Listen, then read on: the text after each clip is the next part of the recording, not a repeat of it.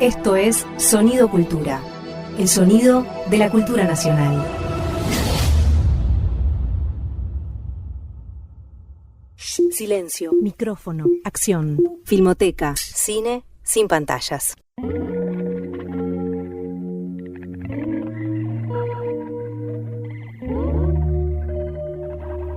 ¿Cómo están? Bienvenidos a otra emisión de Filmoteca, Cine sin Pantalla, este programa que hacemos con les amigues Fiorella Sargenti y Roger Cosa. Todos los programas los dedicamos a un tema y el tema de hoy es nada menos que Hugo del Carril. Hugo del Carril como realizador, un poquito también como la tremenda personalidad que fue, pero nos vamos a tratar de concentrar en su trabajo como director de cine. Es la primera vez, creo, que le dedicamos un programa a un realizador, ¿no? Es la primera. ¿Cómo la primera. corresponde? Y entonces está bien. ¿Y a quién bien. corresponde? Yo creo que sí, porque su personalidad como realizador, el problema con Hugo del Carril es que fue muchas cosas y que además sorprendió a sus seguidores, incluso críticos, con lo multifacético de su trabajo, porque empezó siendo esencialmente un cantante de tangos. Eventualmente llegó a ser el cantante de tango más popular después de Gardel, pero después de eso, y por ser cantante de tangos, va a parar al cine, ¿no? Como cantante de tangos.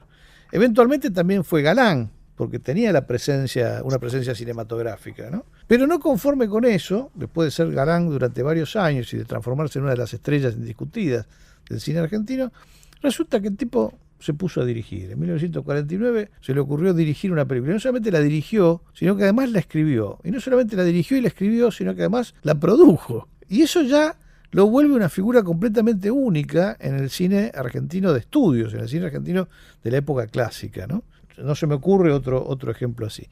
Y mantuvo esa independencia de criterio y esa capacidad para ser imprevisible a lo largo de toda su vida, y por razones que yo no sé identificar, sino solo por su inquebrantable profesión de fe peronista, porque no hay otro motivo realmente.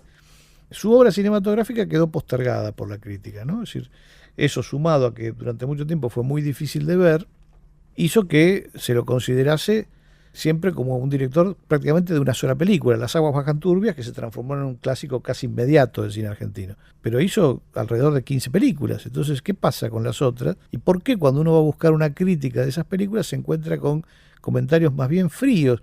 Se encuentra, sobre todo los críticos de los 60, se encuentra uno siempre con la misma impresión, con la impresión de que lo quieren elogiar, pero no lo hacen. ¿Y por qué no? Porque era peronista. O sea, yo ya a esta altura he llegado a esa conclusión porque no tiene ninguna lógica la actitud de esa crítica.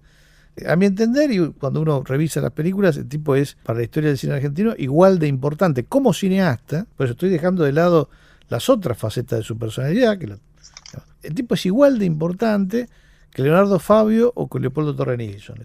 Si vamos a nombrar 3 directores del cine argentino, tiene que estar Hugo del Carril. No sé qué les parece a ustedes. Algo que me parece bastante simpático es que podés no haber visto nunca una película, no saber ni que existe, pero seguro que lo escuchaste por la marcha peronista. Eso me parece como ese nivel de trascendencia más allá del cine, me parece también espectacular. Roger. Es cierto eso. Yo cuando era chico me recuerdo que, pero cuando era muy chico, yo confundía Del Carril con Gardel, no lo sabía distinguir, literalmente, ¿eh? Me acuerdo cuando veía en la tele, cuando veía las películas de Gardel, si era él o era el otro. Bueno, él hizo de Gardel también, ¿no? Claro, por eso mismo, pero nunca sabía cuál de los dos era cuando era Gardel, porque como Gardel también hizo cine, me resultaba confuso. Y es verdad que tienen una estampa parecida. Volviendo a la pregunta inicial de Fernando, si está entre los 3 o 5 o 10 grandes realizadores o cineastas del cine argentino, no tengo un segundo de duda. Y tampoco tengo dudas de que parte del desdén o la omisión que suele menoscabarlo, o al menos no darle el lugar que corresponde, tiene que ver con que es peronista. Curiosamente, hay grandes cineastas peronistas en este país, ¿no? Bueno, entre los tres más grandes hay 2, es muy notable, ¿no? Claro, no, bueno, Antes, pero antes estaba en el consenso, era más equilibrado, lo teníamos a Nilsson de un lado y a Leonardo Fabio del otro. Bueno, ahora claro, estamos incorporando un tercero y se desbalancea ese equilibrio. se balancea, ¿no? Y yo incorporaría a Pino Solanas, ¿no? Digamos que los tres grandes peronistas de la Cámara son estos. Hay otros, ¿no? Pero estos tres que han demostrado algo muy interesante. Ser peronista no significa hacer propaganda peronista en las películas, porque ninguno de los tres hizo eso. En ningún, Eso no, también- no, lo más cerca que ha estado Hugo del Carril del peronismo en su cine es en una película que hizo para el sindicato Luz y Fuerza, que por otra parte lo hizo para la federación, entonces es un origen pluripartidario el que tiene ahí el sindicato, ¿no? No. Es más, yo recuerdo siempre, yo lo vi una vez en mi vida, gracias a mi papá que me llevó a verlo, cuando en el 83 él fue a cantar con el Sexteto Mayor en el Bauen. Y como no había cantado durante toda la dictadura, había actuado en público en Argentina durante toda la dictadura, actuaba en Uruguay, pero no en Argentina, en parte porque estaba prohibido y en parte porque no quería. Me causó mucha impresión dos cosas de él. El amor del público, o sea, estaba repleta la sala, está bien que el Sexteto Mayor además era extraordinario, ¿no?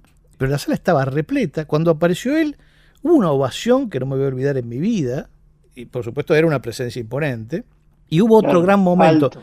Entre canción y canción, entre tango y tango, la gente le pedía cosas de su repertorio. Don Hugo, pobre gallo Bataraz, Don Hugo, pobre mi madre querida, Don Hugo. Y sale uno y le dice, Don Hugo, la marchita, Don Hugo. Y él responde, caballero, este no es el lugar. ¿No? Separando, Sí, separando, esa, la cosa multifacética que nunca se confunde, ¿no? Que nunca se confunde, las cosas en su sitio. Militante, siempre, pero también artista, ¿no? Y artista que en broma a los demás diciendo las cosas como él las piensa y no sé qué. Entonces, si vos admiras el trabajo de él, tenés que aceptar eso, pero no vas a encontrar ese trabajo condicionado en ninguna forma por ese compromiso político, salvo en términos generales, ¿no? La preocupación por la sí, desigualdad, bueno, sí. y valores Y que él también, entendía que el peronismo encarnaba. también hay una relación muy particular con la religión, que eso se ve por fuera y en las películas, con el catolicismo, ¿no? Eso a mí me llama mucho la atención, las últimas entrevistas, la preponderancia que tiene la providencia de Dios, ¿no? Divina. Dios manda, Dios. Y eso es raro, porque en sus películas está desde el inicio eso, ¿no? Más o menos, más o menos. Él era, que yo sepa, era anarquista, o sea que no sé qué profesión de fe tendría. Católica. Sí sé que, mira, no sé, sé que él en un momento, él hace una película en España, que se llama El negro que tenía el alma blanca, ¿no? Es una adaptación Sí, que es famosa.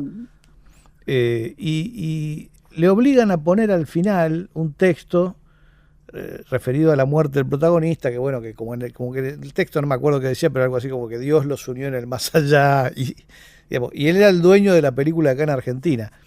Él acá lo sacó, ese texto. Y en general, a diferencia por ahí de otros realizadores, no dejaba, por ejemplo, son muy parecidas en tema, Las aguas bajan turbias y Prisioneros de la Tierra, ¿no? Las dos son sobre los mensús en los yerbatales milloneros, la explotación. Pero la película de Soffici, que está basada en cuentos de Quiroga y qué sé yo, desde el título plantea una condición trágica, ¿no? Se es prisionero de la tierra y no de la explotación de otros. En la película, por supuesto, están los explotadores, no es que no estén. Pero hay una idea de un destino trágico, que no importa que sea lo que haga el mensú, que siempre va a estar condenado a eso, a ser explotado. Mientras que en Las aguas bajan turbias hay una solución que es la misma que él plantea en todas sus películas sociales, que es la solución es la unión de los que están en la misma condición. Sí, no hay duda. Y además me parece No la que también providencia, no la... No, lo sé.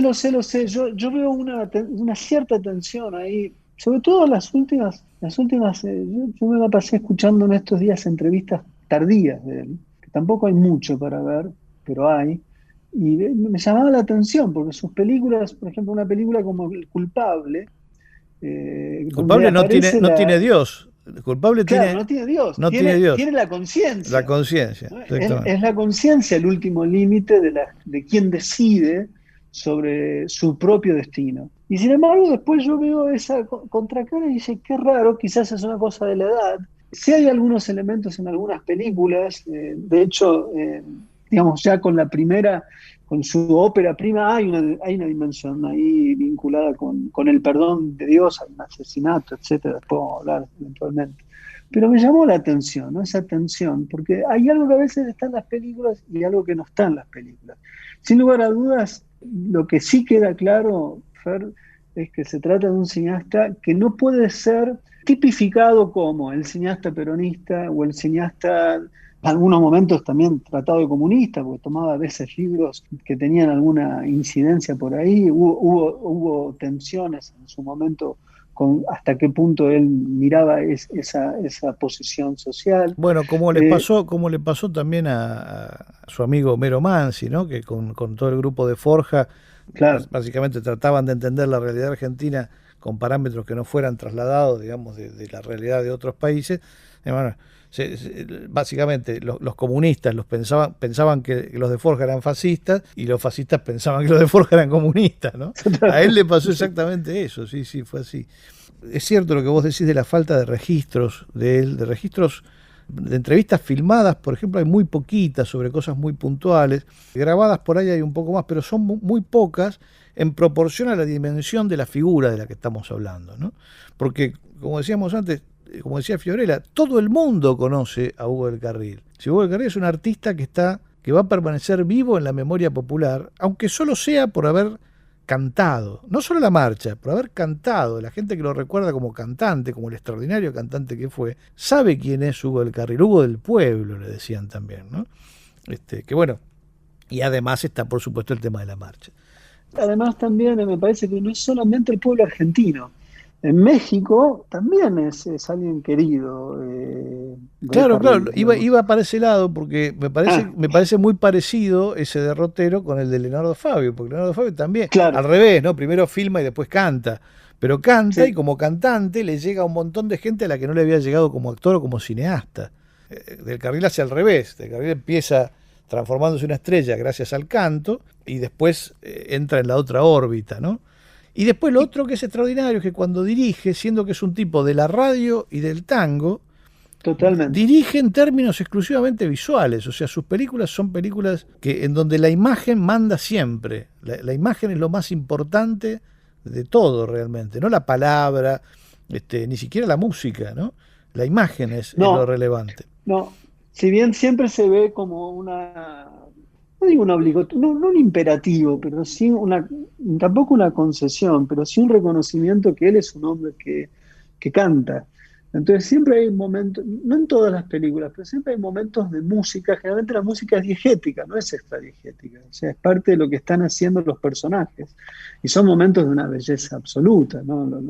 Las canciones, bueno, no solamente en Las aguas bajan turbias, pero Las primeras películas, sobre todo en las primeras películas, aparece cantando bastante, ¿sí? Porque él decía que el público lo conocía como cantor y entonces para no defraudar el tipo iba. Entre esas pocas entrevistas hay una que me gustó especialmente por la buena calidad del audio y por lo que dice él. Es una entrevista que grabó en 1979 un periodista uruguayo, Alfredo Carlos Digiero, que falleció el año pasado y que hizo durante 40 años en la radio uruguaya un programa llamado Así es Carlos Gardel. Este hombre, Alfredo Carlos Digiero, entrevistó a Hugo del Carril en una de las visitas que él hizo a Montevideo para trabajar allí.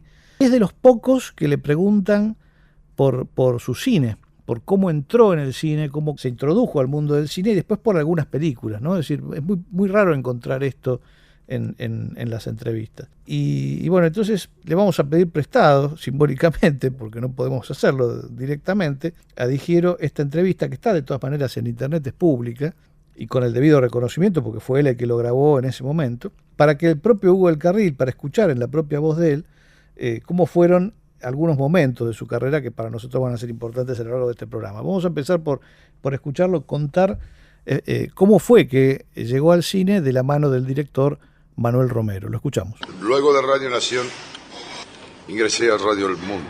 Radio El Mundo se hizo un homenaje a Gardel, creo que un mes después de su muerte.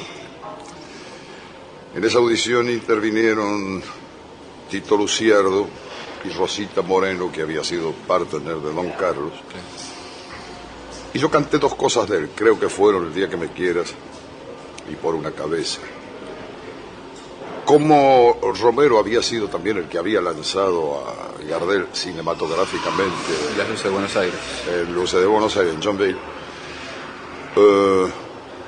escuchaba el homenaje que se le iba a hacer y me oyó, de manera que toda esa suerte que se me había negado en estos largos 7 años de recorrer caminos se me fue empezando a dar atropelladamente. Me llamó Romero, debuté con él, los muchachos de antes no usaban gomina, después hice una película, 2 películas con don Florencio Parravicini y bueno, de ahí seguí mi carrera. Madreselvas, Gente Bien, La vida de Carlos Gardel, El astro del tango, La cabalgata del tango, El último payador. No las menciones todas porque son más de 60, tenés que acabar la audición. Escuchábamos nada menos que a Hugo del Carril, entrevistado por Alfredo Carlos Digiero, contándonos sus comienzos en el cine. Y bueno, ese audio no nos deja más remedio que escuchar precisamente a Hugo del Carril en esa película cantando el tango Tiempos Viejos.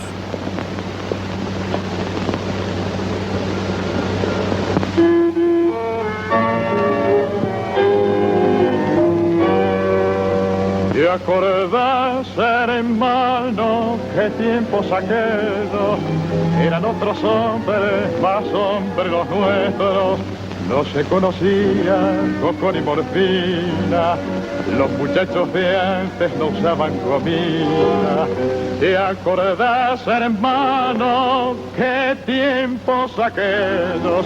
25 abriles que no volverán. 25 abriles, volver a tenerlos, si cuando me acuerdo me pongo a llorar.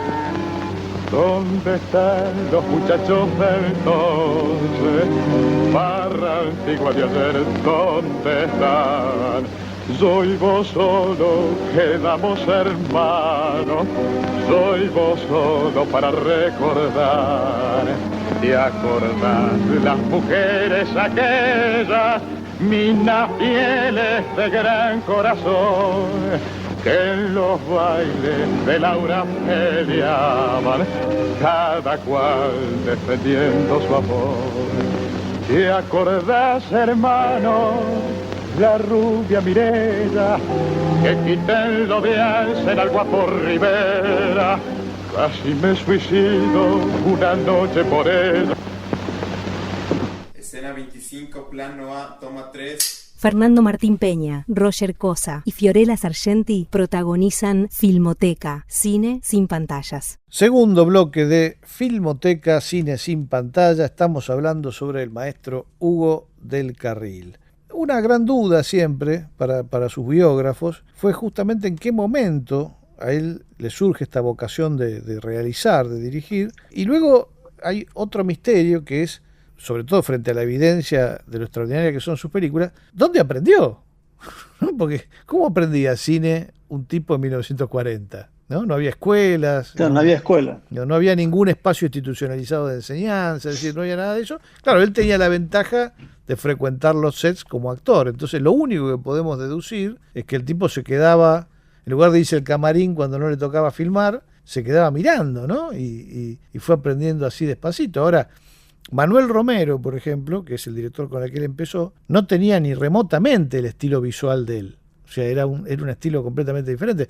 Se me ocurre tal vez en México, él hizo 2 películas en México, y viste que los mexicanos tienen una relación con la luz. Estudios. No, sí. Y con la luz, con el expresionismo. Sí, hay algo, esa sería una buena hipótesis o conjetura, ¿no? Porque es verdad, cuando uno piensa, bueno, en casi todas las películas, ¿no? Pero se nota a la legua en Más allá del olvido, que ahí sí hay algo que uno puede remitir a cierto cine mexicano de la década del 40 y del 50. Pero es un caso muy distinto al resto, porque tampoco yo recuerdo que él diera cifras en el sentido cinéfilo, digamos. Uno recuerda, no sé, bueno, quizás Fabio sí reconocía, incluso con Torre Nilsson, tenía un bagaje sobre la historia del cine. Yo no recuerdo grandes sentencias por parte del Carril, quizás vos sí, Pero la impresión es esa, ¿de dónde proviene su sabiduría, su praxis cinematográfica, ¿no? Quizás la conjetura que vos haces ahora entre lo que él puede haber visto con Romero, su paso por México, pero después de eso no está muy clara cuáles serían las influencias, porque hay películas que tienen cosas de western, pero tampoco es estrictamente un John Ford, un Hawks o un Mann o lo que sea. Pero yo pienso sobre todo en esta cosa de la imagen, ¿no? De darle predominio a la imagen cuando los cineastas que hacían eso en Argentina eran muy poquitos, ¿no? Y gente formada en Europa, Daniel Tiner, por ejemplo, era un tipo que pensaba en términos de imagen.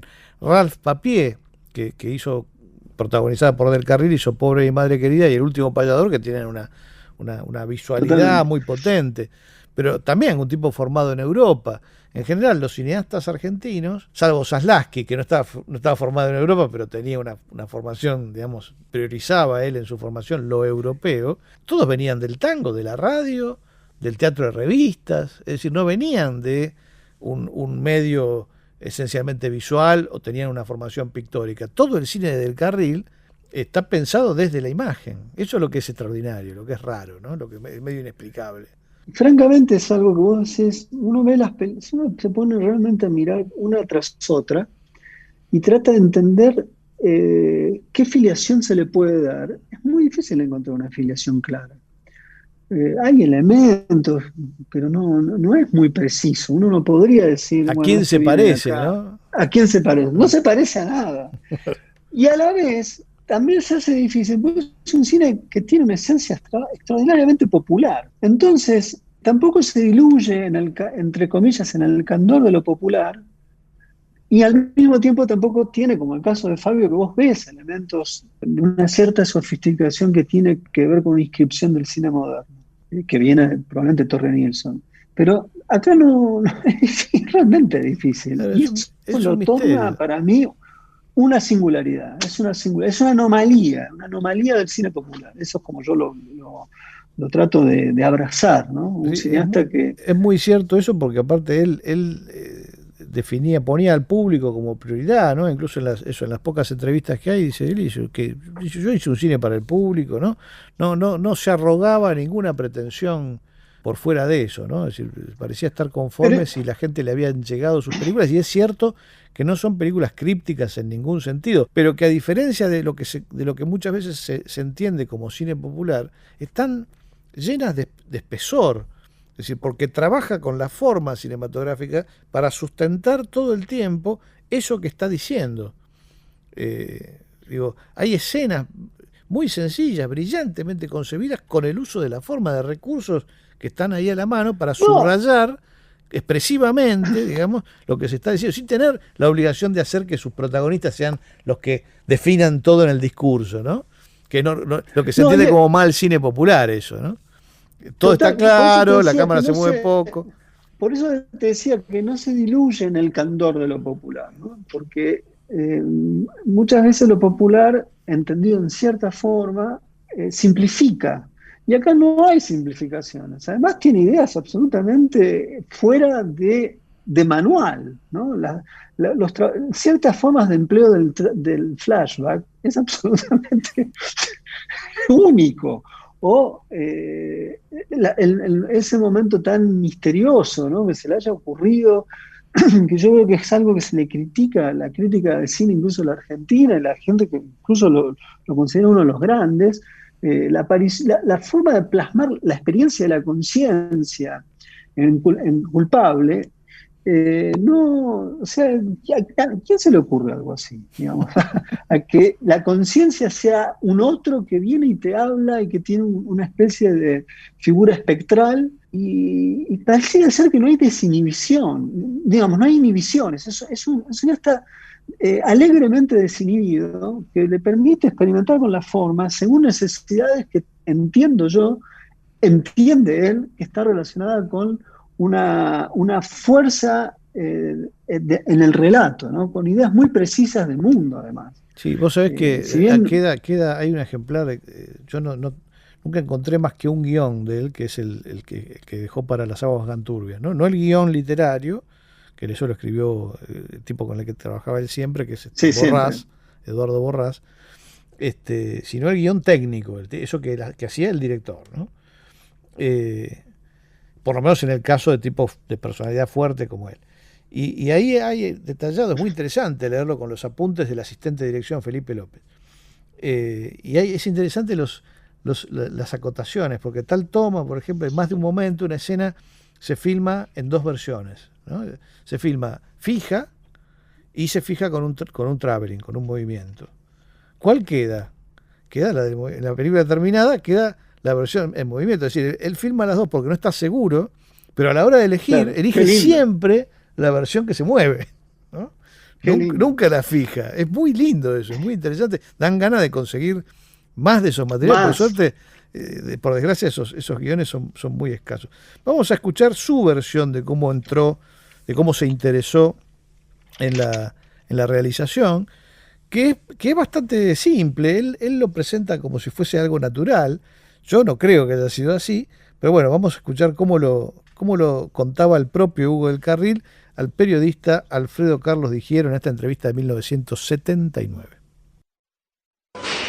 Le voy a relatar un hecho interesante. Hubo una época en que los directores cinematográficos no van en esto ninguna crítica ni ningún reproche, sino que simplemente, el arte transita los caminos más inesperados y da los vuelcos más inesperados. Esta vez también, inesperadamente, los directores comenzaron a abandonar los temas tangueros, porque se comenzaron a hacer obras cinematográficas basadas en grandes autores europeos, y los directores pensaban que era disminuirse a sí mismos dirigir una película de tango. Tan es así que sin excepción, confieso que en el año 45, que fue la primera vez que me metí a dirigir un poquitito, digamos, por obligación. No encontraba un director que quisiera dirigirme en una película, a pesar de que por aquel entonces, las películas de tango eran las que habían abierto todos los mercados de Latinoamérica. Sin embargo, se abandonó esa línea. Entonces, como soy hombre de jugarme a cara o seca muchas veces, me jugué y se me dio cara. Hice Historia del 900, significó un gran suceso. ¿Cómo no? Y no solamente eso, sino que volvió a despertar en los directores el afán de volver a la anterior vía, y así fue. Escuchábamos a Hugo del Carril contándonos desde 1979 cómo es que se le ocurrió filmar Historia del 900, que fue su ópera prima. Es interesante porque, otra vez, ¿no?, una de estas tremendas contradicciones. El artista, el cineasta más peronista de todos los artistas peronistas, cuando menos filmó fue durante el peronismo, ¿no? Porque tenía un encono que se arrastraba desde hacía mucho tiempo atrás con Apple, que era el ministro de Información de Perón, y que, de alguna manera lo prohibió o le objetó distintos proyectos suyos, o le complicó la vida infinitamente durante todo el periodo peronista, con lo cual él no filmó todo lo que hubiera querido. Y de hecho, después de esta ópera prima, Historia del 900, trata de filmar fuera de la Argentina para no tener problemas con este hombre, ¿no? Filma en Chile, una película maravillosa que se llama Surcos de Sangre. Filma en España, como dijimos, la versión de la novela de Insúa, el negro que tenía el alma blanca. Y finalmente, se resigna a filmar en Argentina Las aguas bajan turbias, ¿no? Que empieza un ciclo de cine social que se prolonga después a otras películas. Esta tierra es mía, por ejemplo, Surcos de Sangre, de alguna manera, como mencionamos recién también. Sí. Son películas en donde es muy importante el conjunto, ¿no?, el contexto. Y esto también la experiencia de comunidad, ¿no? Yo creo que es un cineasta que tiene una capacidad notable de hacer sentir la comunidad, incluso en películas que no están cercanas a esto que vos sugerís como la idea del colectivo. Incluso en La Quintrala hay algunos planos magníficos donde se ve el pueblo. Mucha gente, sí. Mucha gente, digamos. Es alguien que tiene una gran capacidad para agrupar, no sé si masas, porque tampoco son películas de tanta gente, pero sí de del sentido de lo colectivo, ¿no? Y hacerlo funcionar no como un decorado de la cantidad, sino como un elemento narrativo propio de la lógica de lo que se está contando, porque Las aguas bajan turbias tiene que ver con una toma de conciencia. Es una gran película de cómo los que bajan la cabeza tras una situación absolutamente inaceptable toman conciencia, ¿no? Hay un momento la levantan. de la toma de conciencia.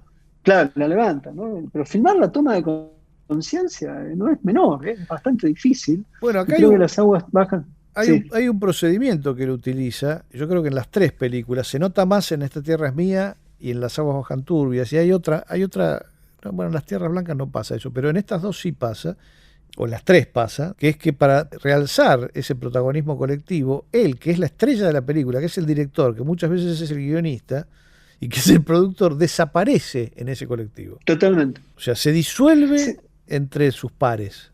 Y entonces ya no es más importante él, sino todos. Y eso a mí me parece extraordinario, me parece conmovedor incluso, ¿no? Porque en otras el personaje ese haría de líder, ¿no?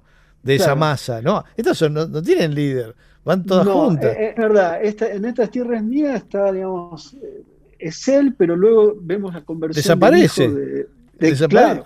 No, en la escena en que toman el tren, la escena del tren. El tren es una cosa de locos. Y claro, y está el hijo. El hijo de Sofichi, que viene a rescatar a su padre, Sofichi, ¿no? y que ahí hay un reencuentro. Eso es notable, como también es notable en Las aguas bajas turbias, que está su hermano, pero también está el otro, uno de los que ya estaba desde antes. O sea, se va como expandiendo la toma de conciencia. Porque realmente la toma de conciencia es un grupo, no de alguien.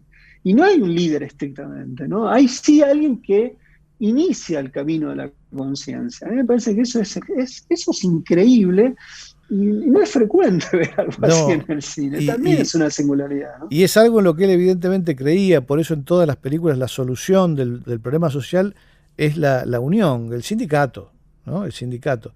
Y por eso también es de absoluta coherencia su película Sindical, ¿no? En Marcha, en donde yo creo que por última vez en su filmografía se vuelve a dar eso en un diálogo hermoso, que yo no sé si lo escribió él o no, pero que lo filmó y evidentemente le gustaba. Hay un diálogo ahí en una de las dependencias del sindicato y se está discutiendo sobre las actividades recreativas o deportivas, ¿no? Y uno dice, bueno, no, yo creo que el sindicato en realidad lo que tiene que hacer es pelear por salarios y asegurarnos una mejor situación económica y nada más. Lo demás no es cuestión del sindicato. Y otro tipo se lo discute. Entonces el primero le dice, perdón, ¿y usted quién es? Y el otro le contesta, yo soy usted, ¿no? Sí. Que es poner en palabras esto que decíamos antes, ¿no? Es decir, el tipo que es el que está filmando la película, que tiene todos los números puestos para ser el protagonista excluyente, elige ser los otros, ser parte de los otros, ¿no? O sea, una extraordinaria entrega, me parece, y por supuesto piensa la forma cinematográfica para que eso se vea así, ¿no? No es simplemente una cuestión así de declaratoria. Recién decíamos la escena del tren en Esa tierra es Esta mía, tierra es mía, sí. De pronto en Las aguas bajan turbias, las escenas de todos los trabajadores que van llevando en sus espaldas lo que han recolectado en el día, es una y otra vez, y es un colectivo, y son las espaldas de esos hombres.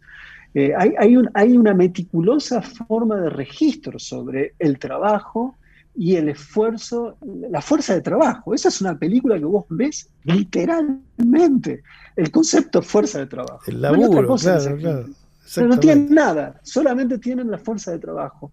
Yo creo que en ese sentido es también una singularidad y es extraordinario lo que sucede.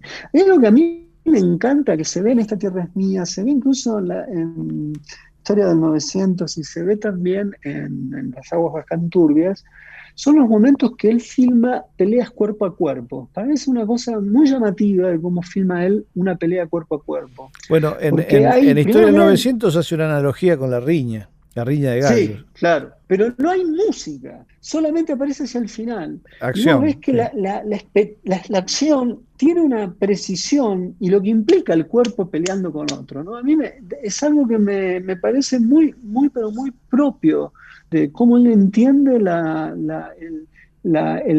fricción de dos hombres en una pelea a muerte, ¿no?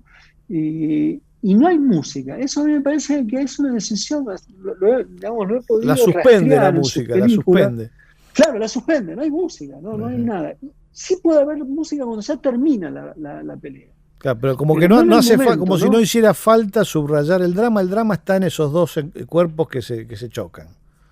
El drama y el ritmo, ¿no? Eso Claro. me parece genial, ¿no?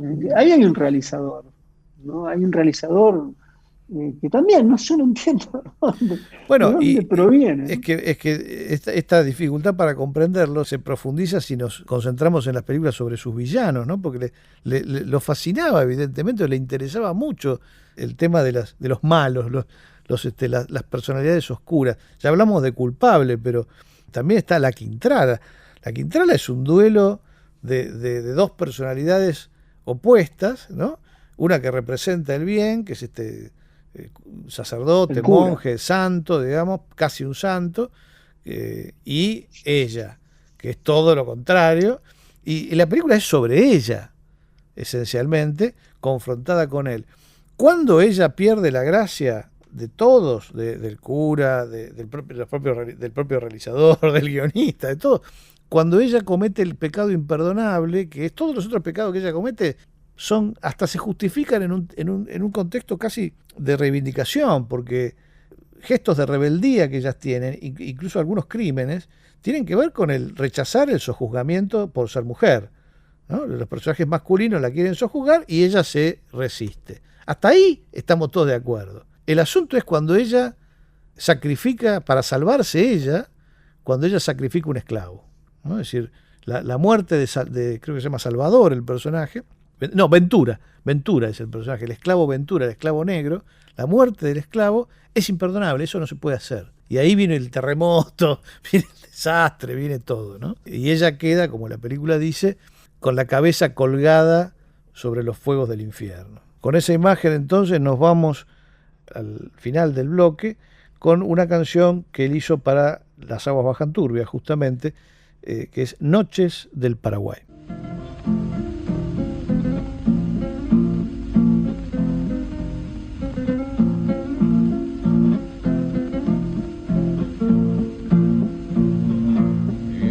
Recuerdo trae mi memoria y llega el lado que es todo mi pecho enfermo dulce en ti piensa noches hermosas del Paraguay. Huérfano incierto sigo la ruta triste tragedia de mi pesar. Más nada posa mi alma saluda, sueño en las noches del Paraguay.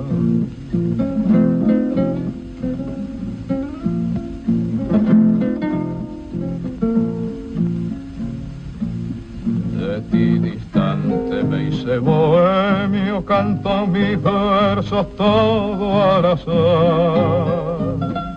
Sufro llorando en altas horas que no son noches del Paraguay.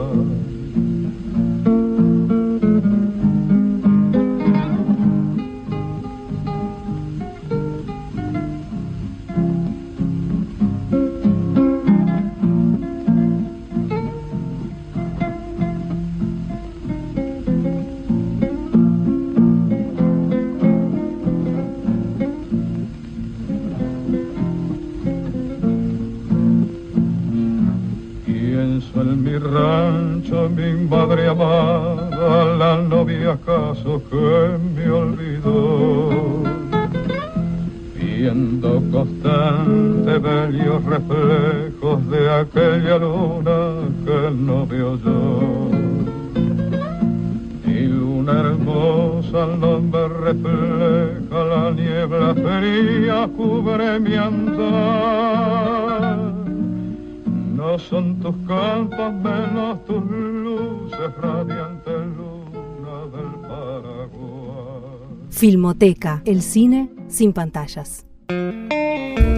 Tercer bloque de Filmoteca, cine sin pantalla. Estamos hablando de Hugo del Carril.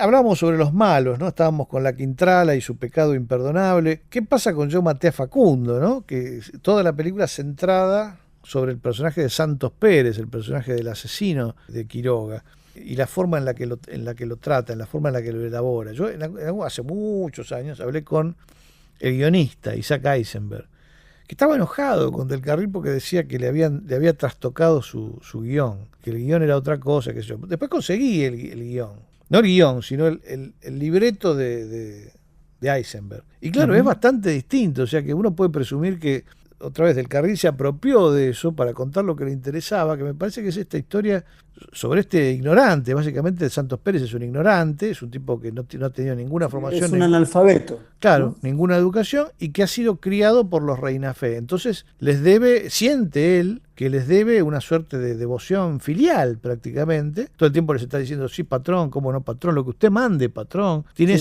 esa relación con ellos, ¿no? ¿Qué hacen los Reinafé? Lo nombran comisario.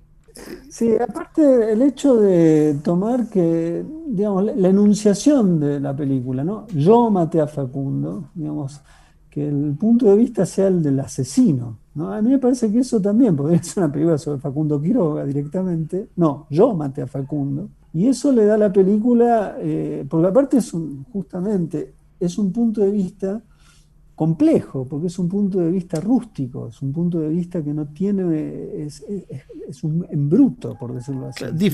Es difícil de funcionar, digo, siendo que las películas de él son siempre de estructura clásica, y una condición del cine clásico es la identificación del espectador. Vos lo que sentís como espectador es que no te podés identificar. Exactamente. No hay manera. Exactamente. Entonces sufrís, la pasás mal, porque hay una cierta aspereza en eso. Bueno, es una película áspera, ¿no? Y de una cierta violencia. Totalmente. Tiene una cosa, tiene también una estructura media de western, ya al inicio solo, ¿no? Uno lo ve a Lupi, la forma es como un espagueti, presenta. es como un espagueti. Sí, claro, tiene una cosa de espagueti, sí. Más que de western. Siempre se dice que tiene algo de western. No, tiene algo de western europeo, ¿no? Exacto. Que es que a mí eso me encanta y me llama la atención, ¿no? Porque tampoco uno viéndolo al propio Del Carril me lo puedo imaginar viendo a Sergio Leone. No va por ahí. No va por ahí. Sin embargo, tiene algo de eso, ¿no? El uso del zoom, la presentación de los personajes. Es verdaderamente también otra película rarísima, ¿no? Película final, eso también me parece que es importante decir. Y también filmada en 1975. Exactamente. Es un momento para hablar de eso que él está hablando, eso de la naturaleza de la autoridad, ¿no? Porque Quiroga está presentado como un tipo al que lo siguen los que quieren.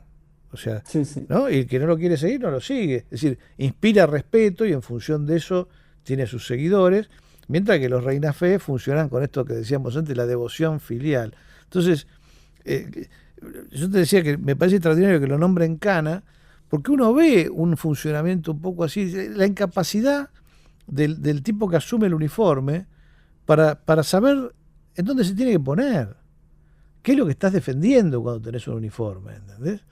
Yo pensaba mucho en esta película, o pienso mucho en esta película cada vez que hay un momento de represión en cualquier lado. O sea, esa gente que reprime no es capaz de ponerse en el lugar del tipo al que le está pegando. Bueno, la impresión ¿Qué piensa? que da también es interesante pensar esto en relación al segundo no me acuerdo el nombre. Sí, el que va siempre con el ladero, digamos.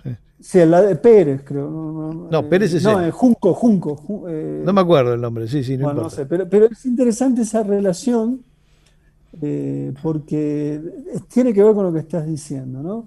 No se piensan las reglas, ni las decisiones, ni los comandos, ni las tareas, sino que se ejecutan, ¿no? Y eso también es llamativo, que es un poco lo que estabas diciendo. Ese personaje cumple una función de concientizarlo en un punto, porque viene a recordarle quién es, ¿no? Uh-huh. Y cuando el tipo abusa de su autoridad y hasta lo maltrata a él, se le va. Totalmente. Pero bueno, un poco lo que está, por eso lo traje a colación, porque me parece que remite un poco a este problema que Sí. estábamos diciendo recién. Hablando de la policía, Acá también vuelvo a insistir con cómo filma las escenas de violencia, porque son buenísimas, ¿no? Yo creo que él tiene la capacidad, vuelvo a insistir con eso, de las peleas cuerpo a cuerpo, las escenas de violencia tienen una resolución notable. hablando de violencia y de la policía, hay que recordar que él fue en Cana, ¿no? Es decir, cuando el golpe del 55, solamente por su carácter simbólico, el gobierno de la dictadura lo pone preso a Hugo del Carril. Su modesto gesto de resistencia fue levantarse a la mañana y cantar prácticamente con todo el penal, porque estaba lleno de presos políticos. Los presos estaba lleno de peronistas, pero le pedían toda la mañana el tipo cantaba la marcha desde su celda, ¿no? Se lavaba la cara, salía y cantaba la marcha. Yo pensé que era apócrifa esa anécdota, hasta que la encontré ratificada por otros dos tipos que estuvieron presos ahí al mismo tiempo, que incluso le decían, no en broma, don Hugo, no en broma, y el tipo daba bola y cantaba. Y al mes y medio lo largaron, yo creo que porque ya no lo aguantaban más. Salió en libertad por cantar. Es muy bueno. Es uno de los momentos, sí, de las historias de pequeños gestos de resistencia, es uno de los que más me gustan, ese realmente. Y ese periodo en Cana a él le impidió, ese periodo en Cana le interrumpió el rodaje de Más allá del olvido, que uno la ve terminada y es una obra maestra total, no acredita para nada los problemas de rodaje, ¿no? La empezó antes, la terminó después. Una de las grandes películas del cine argentino, reivindicada como tal muchísimo después, porque en su momento ni siquiera anduvo bien, se estrenó aparte en 1956, la gente no estaba para ir al cine, claramente. No estaba para ir al cine y tampoco es una película, o sea, si bien es una película que no es críptica, es rara, ¿no? Y porque se mete con temas del romanticismo decimonónico que eran insospechados para el cine argentino de esos años. Ahora no lo hace de una manera oscura, todo lo que se ve, lo que está pasando. Y lo notable es cómo el tipo usa los recursos de puesta en escena para subrayarlos, para resaltarlos, sobre todo la luz. ¿No? La luz es importantísima. Bueno, por eso decíamos, eso decíamos recién, en tanto que cuando hablábamos del paso por México, que quizás explique un poco ese carácter medio expresionista en el concepto de dirección en sentido de la luz, de la fotografía, me parece que ahí se puede pensar que por allí viene el gusto, ¿no? La afinidad con la expresividad de la luz. Ahora, es genial, ¿no? Porque Más allá del olvido es del 55 y Vértigo, o Entre los muertos de Hitchcock, es del 58. 58, ¿no? sí. 58, o sea que estamos hablando de 3 años de diferencia. Hay cosas realmente de gran similitud, son libros distintos, pero sí está esta idea, esta cosa casi perversa, ¿no? De encontrar una similitud en alguien y en esa similitud un muerto, alguien vivo que se asemeja a un muerto, tratar de hacerlo revivir en el vivo al muerto. Al muerto, sí. Es una cosa... La pulsión necrófila, ¿no? Claro, es muy perversa, ¿no? Es muy perverso porque aparte, y muy egoísta, porque implica el desdén hacia el vivo. Hacia el vivo, que la película lo muestra muy bien, es muy hermoso como lo muestra. Ahí él hace una cosa extraordinaria, por ejemplo. ¿Ves? En esa película es notable el salto de punto de vista que se produce. Porque hasta la mitad nosotros estamos con el que sufre. Evidentemente el que sufre es él sufre la muerte de su esposa. Y la película lo acompaña a él y nosotros en su sufrimiento. Ahora, cuando él descubre a Mónica, hay una transición. Descubre a Mónica en Europa, la trae a vivir con él y empieza a querer transformarla. Y ahí el punto de vista cambia, porque deja de ser él, pasa a ser ella. Es ella. Porque otra vez, ¿quién es que sufre? Ella es la que está sufriendo ahora, porque no es reconocida por sí misma, sino por la imagen que ella tiene, que es la imagen de la muerta. ¿No? A eso me refiero con la sofisticación en el uso de las herramientas del clasicismo, porque otra vez la película no es una película moderna, No.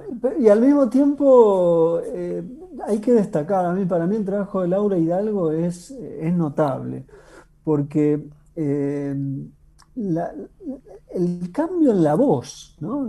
Compone dos La, personajes completamente diferentes. y te Completamente cuesta, diferentes. vos los ves y decís, pero no se parece tanto, y es la misma.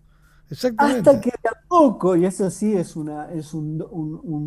una virtud del Carril, o más allá de que la dirección actoral también es una virtud, pero evidentemente Hidalgo entiende lo que está haciendo, pero muy de a poco la muerta aparece en la viva, ¿no? Y esa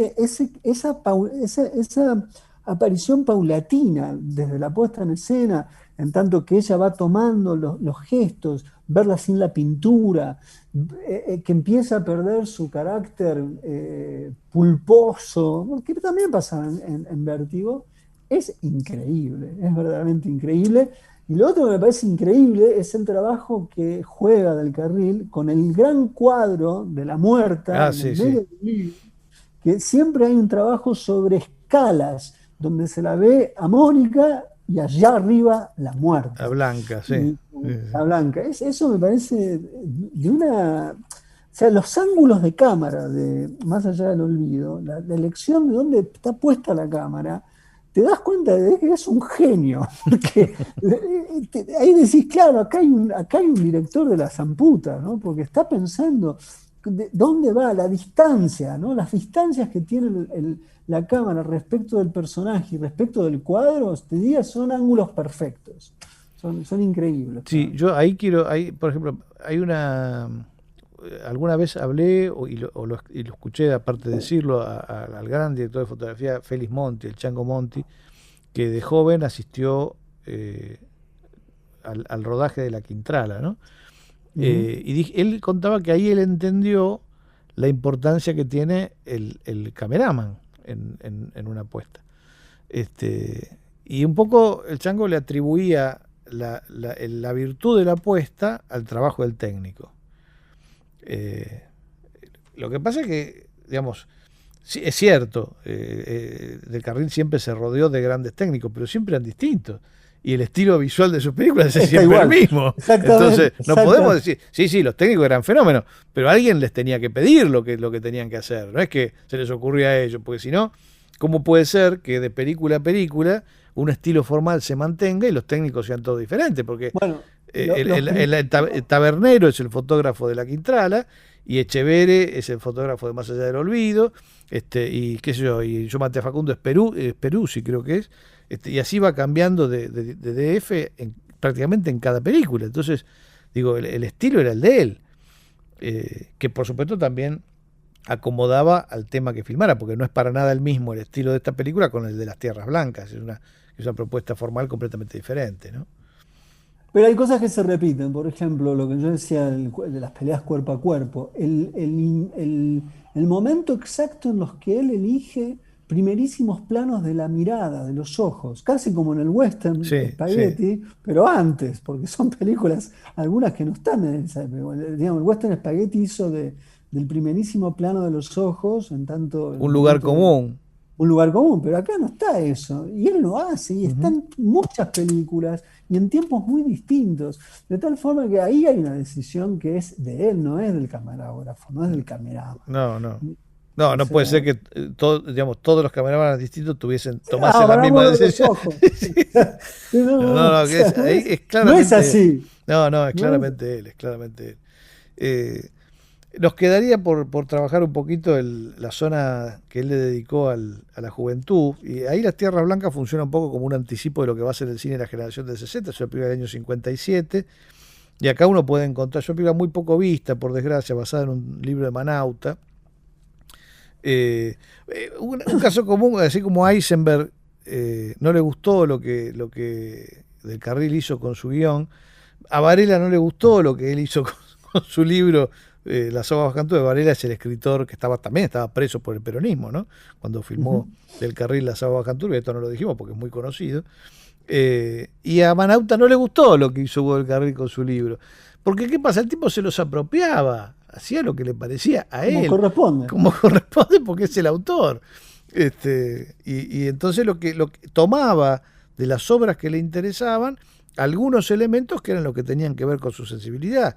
Y acá vuelve a aparecer el tema de la imposibilidad de la salvación individual. Si nos vamos a salvar, va a ser todos juntos o no se va a salvar nadie, que es lo que pasa en las tierras blancas, ¿no?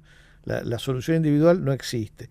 Y acá están anticipadas por lo menos 2 películas importantes de la generación del 60. Junco, está filmada en Santiago del Estero y hay muchas situaciones muy similares, la atención puesta en los niños, etcétera. Y Los Inundados, otra película fundamental de esa generación, porque hay una escena de inundación tremenda.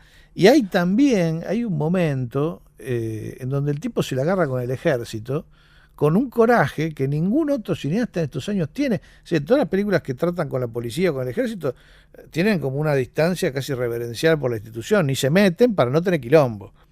El Carril se mete. O sea, el ejército en las tierras blancas es hostil a la gente que sufre.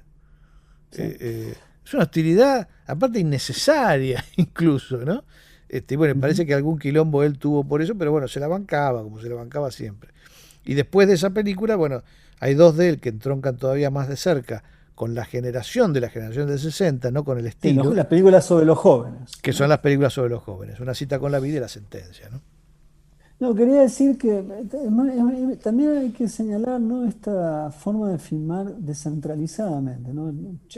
Chaco, En esa tierra es mía, en las tierras blancas, Santiago del Estero. Como Soffici o como Armando Bo, son tipos que son de los pocos realizadores, porque siempre que hablamos de cine argentino es cine porteño. Bueno, él se fue a hacer cine a todos lados, ¿no? Que esto me parece que es otro elemento. Y también filmó Buenos Aires, ¿no? Por supuesto. Gran inteligencia, ¿no? Era absolutamente porteño. Por eso, pero me parece que eso a mí me parece relevante de pensar, sobre todo porque cuando uno se pone a pensar quiénes son los eventuales posibles herederos o quién podría llevar adelante una reapropiación de esta tradición del Carril, es difícil pensarlo. Y uno de los temas difíciles de pensar es que no se sabe filmar lo que es el mal llamado interior en Argentina. Las provincias. Las provincias. La vida de provincias es un gran desconocimiento para los cineastas, ¿no? Y acá vemos un cineasta que entiende la geografía, ¿no? Y además le incorpora en lo que filma y en las modalidades y en ciertas idiosincrasias, que también me parece importantísimo eso de pensar. Bueno, ahí va también la cuestión esta de las filiaciones, ¿no? Porque decíamos antes que yo decía recién lo de Soffici, ¿no? Soffici es otro realizador que dirigió en prácticamente todas las provincias argentinas alguna historia. Él era italiano, pero criado en Mendoza, ¿no?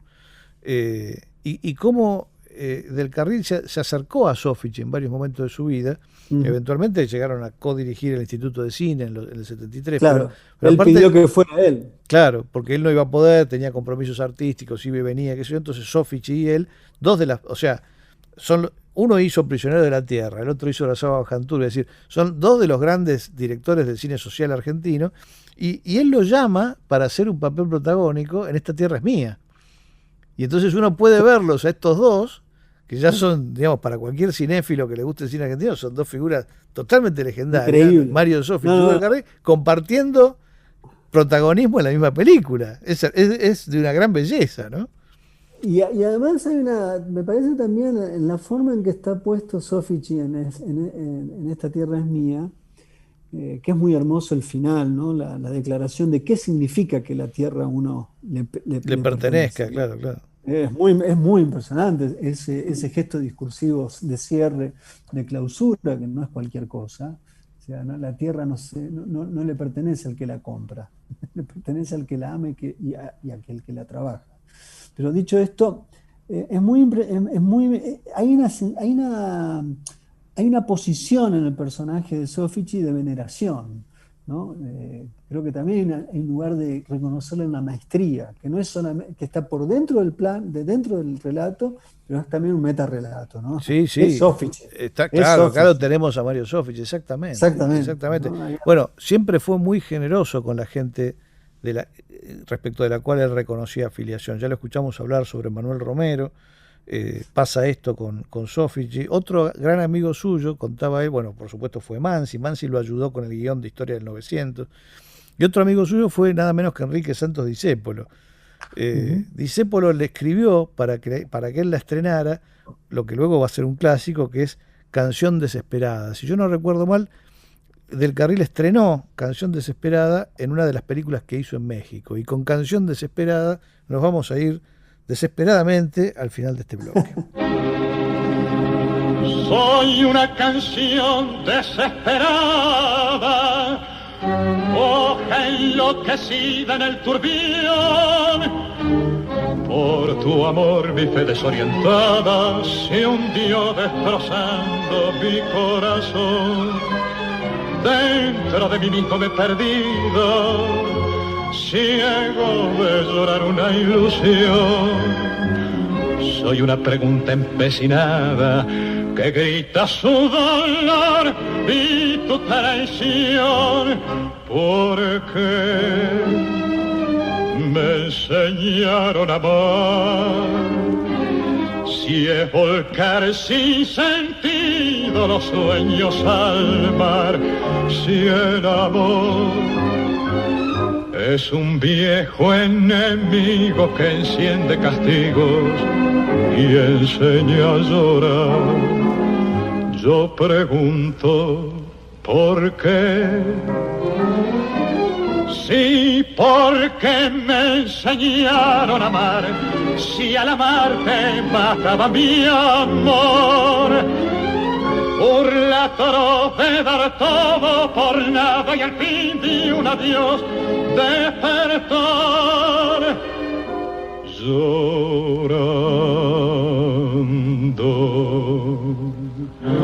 ¿Dónde estaba Dios cuando te fuiste? ¿Dónde estaba el sol que no te vio?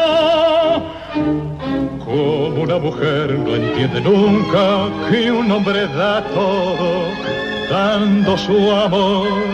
¿Quién les hace creer otros destinos? ¿Quién deshace así tanta ilusión? Soy una pregunta empecinada que grita su dolor y tu traición. ¿Por qué me enseñaron a amar? Si es volcar sin sentido los sueños al mar, si el amor es un viejo enemigo que enciende castigos y enseña a llorar.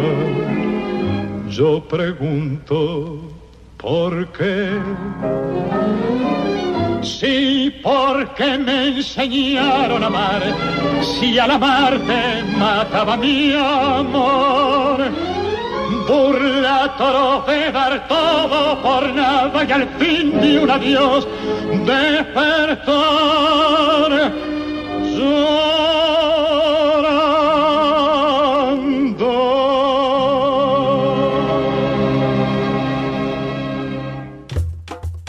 35 fotogramas por minuto que solo se escuchan. Filmoteca, cine sin pantalla. Último bloque de Filmoteca, cine sin pantalla. Estábamos hablando sobre Hugo del Carril y Fiorella tenía una pregunta. Sí, porque obviamente uno de los ejes de este programa en general es el de la no digas general así tan livianamente en este contexto. Sí, es verdad. Justo en este no. En este contexto sí, no.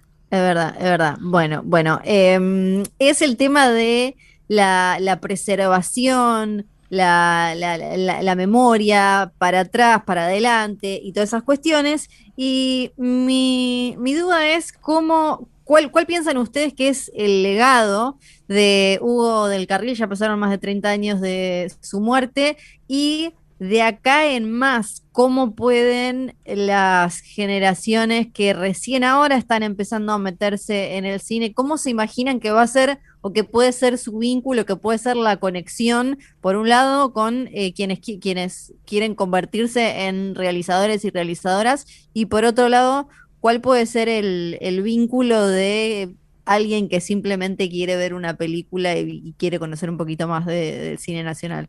Y qué sé yo creo que hay que dejar que, digamos, las nuevas generaciones vean las películas, porque cuando eso pasa, me parece que una sensación constante es, ¿cómo es que yo no vi esto antes? ¿Cómo es que yo no conocía lo que filmaba este tipo? Por lo menos eso pasó, hicimos un ciclo en el Malva hace 2 años, y cada vez que la gente salía, sobre todo la gente más joven, ¿no? Obviamente la gente de la edad de mi padre, por ejemplo, ellos sabían perfectamente lo que iban a ver y venían re contentos, pero pasó con mucha gente joven de salir y decir, ¿y esto dónde estaba? ¿No? Entonces me parece que lo único que habría que hacer es alentar eso, ¿no? El encuentro entre esa obra descomunal y la gente joven. Me parece que con hacer eso alcanza, creo. Sí, a mí tengo la impresión de que es un problema muy grande porque si no se hacen las funciones en el Malva, que hay que decirlo, gran parte de las películas que se pudieron llegar a ver, Fernando no lo va a decir, pero yo lo voy a decir, tienen mucho que ver con que Fernando es Fernando. Podemos decir, como decía recién él, che, ¿y esto dónde estaba? Bueno, yo te contesto, estaba relacionado con que Fernando lo muestre, si no, no hay lugar para verlo. Y esto me parece que no ayuda porque no hay copias buenas. La única copia decente que hay en digital, hasta donde yo tengo visto, es Más allá del olvido. El resto en digital no hay donde bajar, no hay donde verla. Lo que hay en YouTube es ruinoso. Y no es un director, como decía en el primer bloque Fernando, es un cineasta que tiene una prepotencia visual, que verla en YouTube es imaginar cómo es la película, no es ver la película. Entonces, esto deteriora enormemente las posibilidades de que pueda haber una apropiación del cine en toda su dimensión del cine del carril.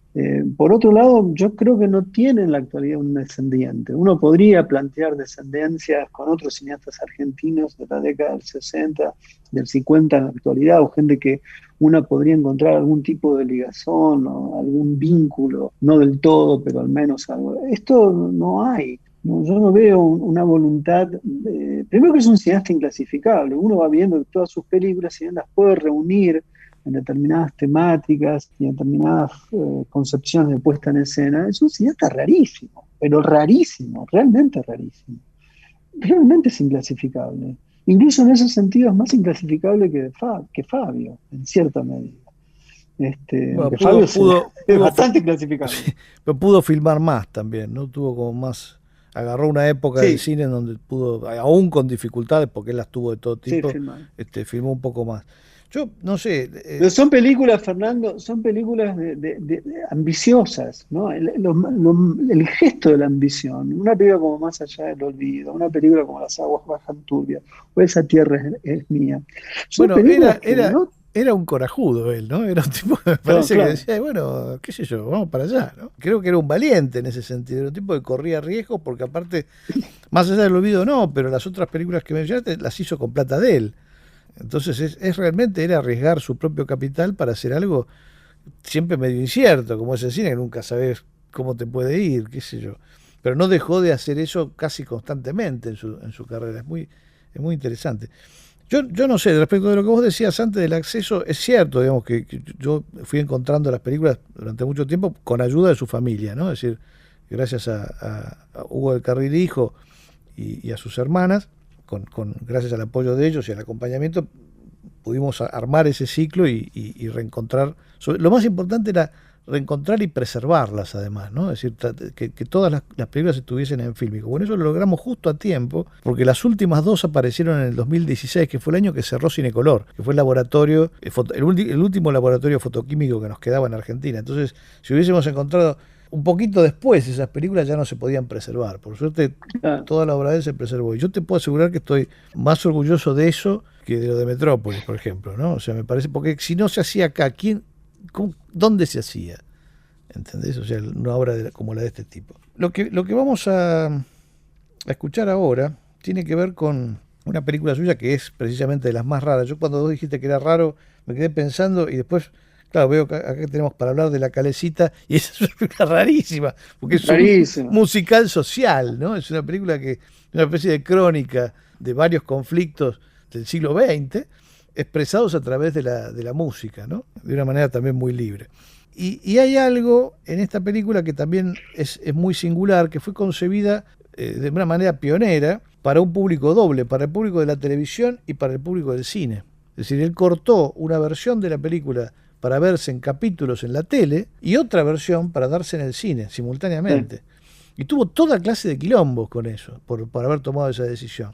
Cuando mucho tiempo después, con muchas miniseries norteamericanas, se hizo eso, efectivamente. Raíces, qué sé yo, sí. O Jesús de Nazaret de Sefirelli, por ejemplo, o un montón de películas que se veían en el cine y que tenían su réplica en la televisión. Pero vamos a dejar que esto lo cuente el propio Del Carril en un fragmento de la entrevista que mencionamos ya varias veces de Alfredo Carlos Di Giero.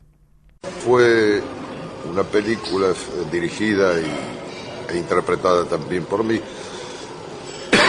que se hizo de una duración de 3 horas y media. El objeto era abarcar los dos campos, tanto el cinematográfico como el televisivo, vale decir, la película de 3 horas y media servía, no me acuerdo, creo 3 o 4 o 5 capítulos televisivos. Después esa misma película se exhibía en la sala, pero ahí también tropecé contra la incomprensión de los productores cinematográficos argentinos, que insistieron que si una película se realizaba para televisión no podía realizarse para cine.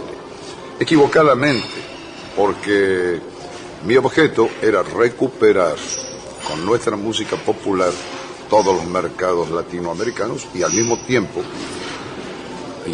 dar a conocer nuestros intérpretes, no solamente los intérpretes musicales, sino también los otros. No lo entendieron así, hubo una gran polémica entre el Instituto Cinematográfico, los directores, los que habíamos intervenido en la película, tanto económicamente como artísticamente, y finalmente se desistió de la idea. Es decir, fue no impracticable porque se podía realizar, ¿verdad? Pero fue muy combatida, muy combatida. Sobre esto tengo que decir algo. ¿Cómo no? El tiempo, el correr del tiempo me fue dando la razón, dado que, por ejemplo, en Europa, tanto en Europa como en los Estados Unidos, con la película, digamos, Raíces, aplicaron el mismo sistema que yo había aplicado hace 20 años. Nadie dijo nada. Es decir, había una libertad de acción. En Buenos Aires, lamentablemente, todas estas nuevas ideas o nuevas iniciativas generalmente son muy combatidas por los que creen que atacan sus propios intereses. No era así. Ese tipo de combinación hubiera favorecido, a mi juicio, grandemente al cine nacional. Y no estaríamos donde estamos ahora. Sin elencos conocidos en el exterior y haciendo cosas realmente, no digo denigrantes, pero de muy poca calidad. Escuchábamos a Hugo del Carril referirse a su experiencia con La Calecita. Y bueno, es hora de ir despidiéndonos y nos vamos a despedir con nuestras habituales rondas de recomendaciones, que no siempre el tiempo nos permite, pero esta vez sí, esta vez nos permite y nos permite hacerlo cómodos. Así que vamos a ver cuáles serían las recomendaciones pertinentes que tenemos, Fiorella. Yo tengo impertinente, porque tengo una que no tiene nada que ver y además a propósito dije, ¿cuál puede ser la película que más desentone con este episodio? Y me apareció esta, se cruzó esta y dije, bueno, la gente tiene que saber, los oyentes y mis compañeros también, porque no sé si la conocen, no sé, tal vez sí, tal vez no. Es bastante nueva, es de 2021, anduvo dando vueltas por algún lado en 2020, pero ahora si la buscan por ahí la encuentran, se llama Willy's Wonderland. ¿La ubican? ¿No la ubican mis compañeros? La ubico, no la vi. No la vieron, perfecto. No tengo la Está menor idea de lo que estás hablando, que me pasa muchas veces. Muy bien. Está protagonizada por Nicolas Cage, pero, spoiler alert, no habla Nicolas Cage en toda la película. Es una historia muy simple, creo que dura 1 hora y media, sí, o menos, lo que tiene que durar una película de este tipo. Él hace de un chabón misterioso que anda en un auto, te das cuenta que tiene una historia detrás, ¿no? Como muy siguiendo ese tipo de personajes, de estereotipos, llega a un pueblo, se le rompe el auto, se lo tienen que arreglar y le dicen como, bueno, si querés te podés quedar en este viejo lugar para festejar cumpleañitos. Vieron también muy norteamericano, muy de Estados Unidos, estos lugares donde, como si fuera como el pelotero acá, donde se puede comer y celebrar los cumpleaños de los nenes y demás. Bueno, tenemos este lugar que estaban estos bichos peludos, estas mascotas, era muy popular, pasó algo, ahora ya no. Si lo limpias esta noche, te puedes quedar a dormir acá gratis y te arreglamos el auto. Él no dice nada porque no habla, pero se queda a hacerlo. Bueno, pues resulta que esos bichos mecánicos peludos, que son las mascotas, los personajes de ese lindo lugar para celebrar los cumpleañitos, puede que a la noche necesiten algo de sangre. Y puede que Nicolas Cage, sin hablar, tenga que enfrentarlos. Yo recuerdo una película con Nicolas Cage que él es un emisario del Averno y anda en es auto. lo más. Yo no sé si es lo más. Yo quedé un poco traumatizado con esa película. Era de un tipo con apellido francés. Bueno, a mí, yo soy muy fan de este Nicolas Cage que va por, o sea, creo que sí, creo que desde que entró en bancarrota, si no saben, como que él compró una isla, le puso Calela al hijo, hizo cualquiera, y a partir de allí empezó a agarrar todo, y en ese agarrar todo terminó también teniendo un perfil bastante espectacular, poco naturalista, donde elige este tipo de películas medio como caricaturescas y muy deformes y para públicos muy específicos. También hace como algunas porquerías medio directo a video, como súper tradicionales de acción y demás, pero tiene estas que son como es una joyita deforme para con ciertas referencias a algunas películas de los 80. Es divertida, es efectiva y si les gusta Nicolas Cage, bueno, después pueden ir a ver, por ejemplo, en un plan más serio, Mandy, ¿no? Por ejemplo. Pero Mandy es extraordinaria. Sí. ¿Su recomendación, Roger? No, bueno, creo que lo que dice ella de Cage es genial, porque es un actor que está liberado de toda seriedad, no le interesa más el prestigio, y de que no le interesa más el prestigio, es magnífico las cosas que acepta hacer. Como Depardieu, Depardieu tuvo una época en su vida que hizo así. Claro, que no le importaba más nada, pero en el caso de él está bueno, porque le dio una libertad, porque hay otros actores que también prescinden eligen cualquier cosa. De Niro es un caso, pero no es que se fue de alguna manera destituyendo su presunto prestigio, todo lo contrario, siempre lo mantuvo. Pero a mí me parece que acá hay una libertad que es genial. Y el que lo vio fue Herzog, cuando hizo Teniente Corrupto, no sé cómo le llamaron acá, la película de Ferrara. La remake de Ferrara. Que ahí se lo ve ya en este plan de sacado, de que no le importa nada, que es genial. Y que Mandy para mí alcanza como el grado máximo. Tal cual. Color Out of Space también. Bueno, sí. Él lo que incluso le puso varios nombres. Dice que en 2011 se dio cuenta como que ya lo que él hacía era más como una performance, no tanto actuación tradicional. Le llegó a decir western kabuki a su actuación, sí. O novo shamanic, como es tipo un chamanismo novo o una cosa así, que es medio como un Marlon Brando en nivel, no 11, 15, ¿no? También es como ese Nicolas Cage, nos gusta, lo abrazamos y lo encuentran en esta película. Por supuesto. Yo la que voy a recomendar es una película que... ¿Pertinente o impertinente? Perdón. ¿El título? No, ¿pertinente o impertinente su recomendación? No... puede ser pertinente, depende cómo lo veamos. Ok. No tiene nada que ver con Del Carril, pero sí tiene que ver con... No, pero tiene que ver con esto, con el peronismo, no porque se parezca al estalinismo, cosa que yo no creo, sino que justamente la relación entre una figura y el Estado sí es pertinente de pensar en este sentido, ¿no? Digamos, hay una reinvención del Estado con el peronismo, y entonces en este sentido podemos pensar que con el comunismo también hay una reinvención del Estado. Hay una película que sugiero que no se la pierdan por nada, es del 2019, el cineasta es Sergei Lotnitsa, se llama El funeral del Estado, y es una película que se dedica a ver la reacción inmediata de todo el pueblo ruso, pero no solamente el ruso, el ucraniano, el kazajo, es decir, todo lo que era la Unión Soviética, cuando llega la noticia de que Stalin ha muerto. Es una de las películas más extraordinarias que se pueden ver hoy, de los últimos años. Tiene un impacto, más allá de la posición política de Lomnitsa, que yo creo que a la larga sí es un cineasta reaccionario, o al menos cuando toca los temas políticos de fondo y sobre todo con la Unión Soviética, no hace una distinción entre lo que se inicia en el 17 y lo que se va desvirtuando a lo largo del tiempo, ¿no? Yo creo que él mete todo en una misma bolsa, o no hace esa distinción políticamente necesaria entre entender un fenómeno de emancipación respecto de un fenómeno alterado por una lectura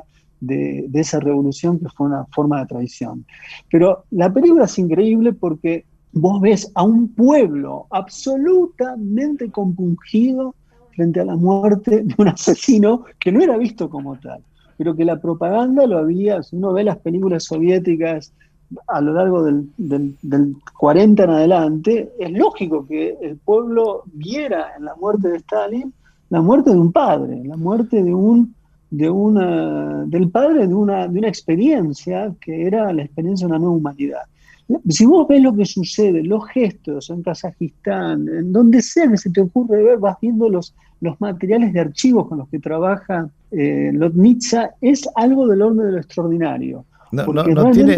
Tiene el corto argentino del PC argentino. El PC argentino hizo un corto con la muerte de Stalin que se llama Gloria Eterna al Inmortal Stalin, que es extraordinario, aparece González Tuñón. Sí, yo recuerdo que lo pasaste en Filmoteca. ¿Lo pasamos o lo pasé? Está en Filmoteca Online, sí. Online, sí, yo lo vi ahí, sí, me acuerdo que lo vi ahí el día que lo pasaste, lo vi en vivo. Bueno, tiene algo de eso, pero todavía es muy impactante porque, claro, los camarógrafos soviéticos tenían escuela, entonces el material de archivo es un viaje, es verdaderamente un viaje. Luego, hacia el final, Lomnitsa se ocupa y merecido, porque fue un asesino, ¿no? Evidentemente.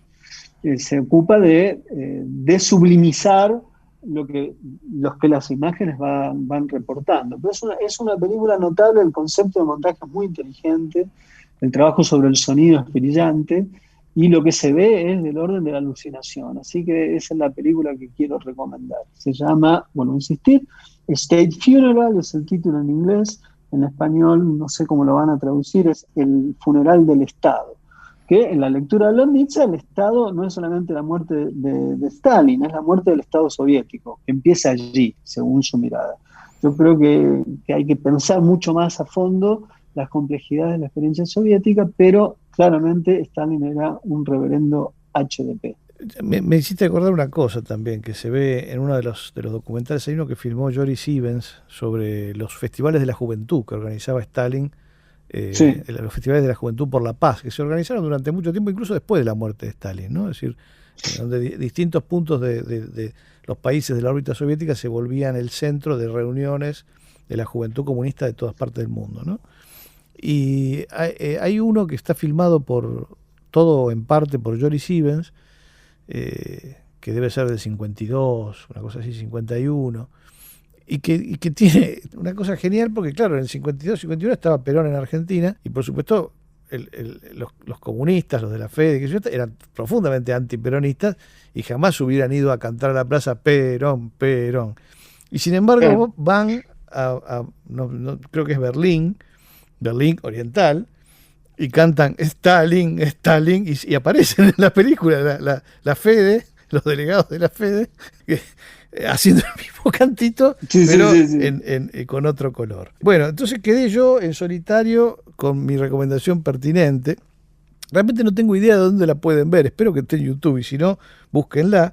Se llama La Mala Vida. La Mala Vida es la última película buena de Hugo Fregonese, está filmada en Argentina. Es un policial tremendo, lleno de violencia y sadismo.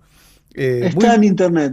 Muy bien hecho, por otra parte, en donde Fregonese le pidió a Hugo del Carril que hiciera el villano, digamos, ¿no? Y como hemos visto, a él le gustaba interpretar papeles de villano. Yo no he escuchado, yo hice muchas entrevistas en la vida. jamás escuché a nadie que dijera nada malo nunca de Hugo del Carril, al contrario, ¿no? Es un tipo del que siempre se dicen cosas buenas, y sin embargo le gustaba ampliar su registro actoral interpretando personajes oscuros.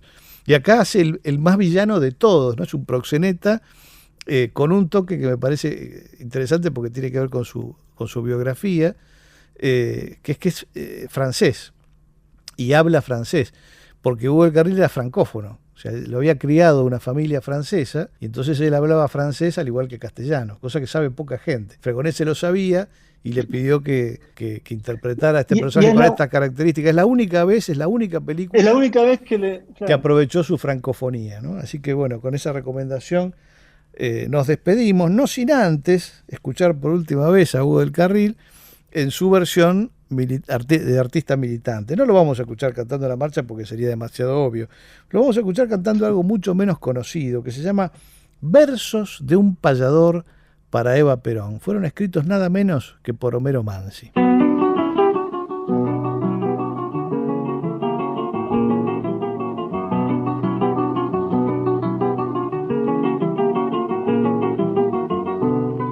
Con aire de payador entró a su casa, señora. Entró a su casa, señora, con la guitarra canora templada por mi fervor. Cada clavija una flor y cada cuerda cantora una pulsación sonora que restalla con amor para vibrar en su honor, mi dignísima señora.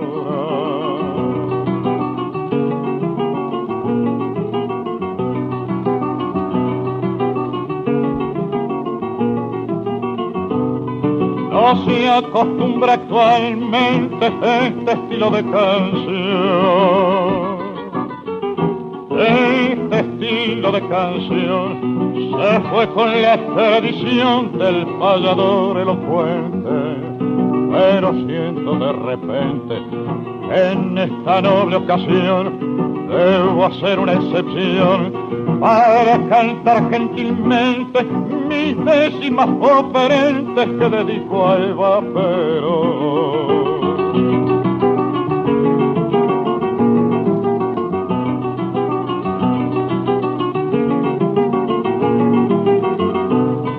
Hacemos con su licencia o tal vez con su perdón,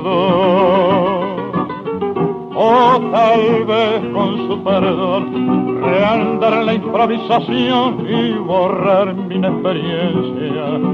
Cegado por la impaciencia, cometí la incorrección de hacer la salutación, olvidando en mi prudencia de festejar en la ausencia al general Juan Perón.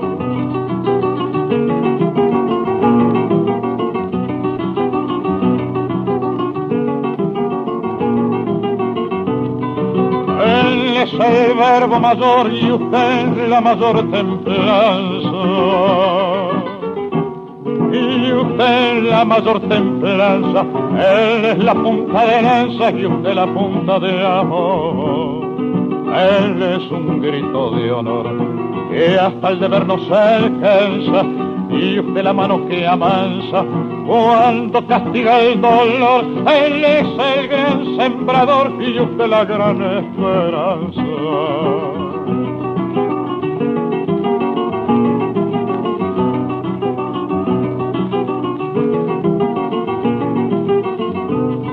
Él es el gran constructor de la patria liberada, de la patria liberada, y usted la descamisada que se juega con valor. Los dos uncidos de amor son vanguardia en la cruzada, las masas emocionadas al brillo de ese fervor han jurado con honor morir en esta patriada.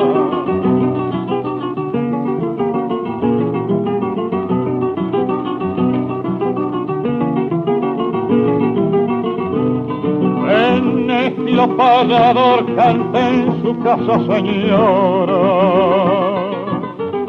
cante casa, señora, con la guitarra sonora templada para su honor. Perdóneme si al favor de su mano acogedora, mi pobre musa cantora no supo cantar mejor al restallar con amor en esta casa, señora.